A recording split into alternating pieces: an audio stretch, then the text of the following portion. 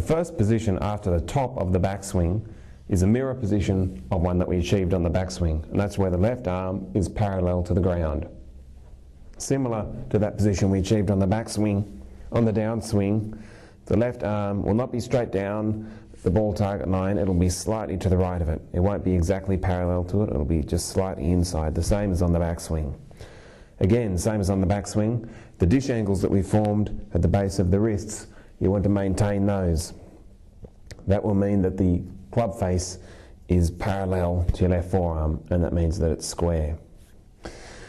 In this position again, you want to achieve an on-plane position, that is, where the butt end of the club is pointing along that ball target line. That's very important. Now, the other thing that you want to do is maintain the L in your right arm, and that is, when you reach the top of the backswing, you've created an L shape in your right arm, and we haven't had that right flying elbow that we talked about. It's in that position there, and you've got an L. When you move down to this next position, you want to maintain that L. If it comes in too far there, you come down on the ball too much, the ball's going to fly up, and you're going to lose a lot of power. If you maintain that L, you maintain the width in your downswing, and you're going to get a lot more power. The other thing in this position, from the top of the backswing down to this next position, is that your legs form what's called a sit-down position. Now this creates a very good position to really unwind through the rest of the swings, through the impact position. And this can help you create a lot of power in your swing. The next position in your downswing is again a virtual mirror image of a position that you achieved on the backswing, and that's where the club is parallel to the ground.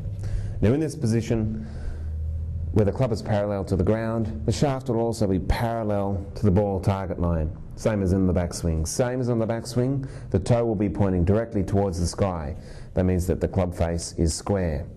Now, in this position, the common fault that probably most golfers make is that they're coming over the top. They'll be outside the line like that. And this is caused because from the top of the backswing, you've come over the top, you've led with your shoulders, you've tried to hit the ball with all of the might of your shoulders, and you've come over the top. You'll find yourself in that position there, and then that position down there. This is a very common fault, so don't worry. What you've got to realise about the golf swing is that it is a summation of forces. Power comes from the ground up. Same as when you throw a baseball. You don't throw a baseball just with your shoulders. You start with your legs, you open them up, open your hips up, the weight transfers through, and it's called a summation of forces, where it moves from the big muscles to the small muscles. Same as the golf swing. From the top, you're leading with your legs, that sit-down position that I talked about, and then your hips, then your shoulders, then out through your arms, hands, and into the club head.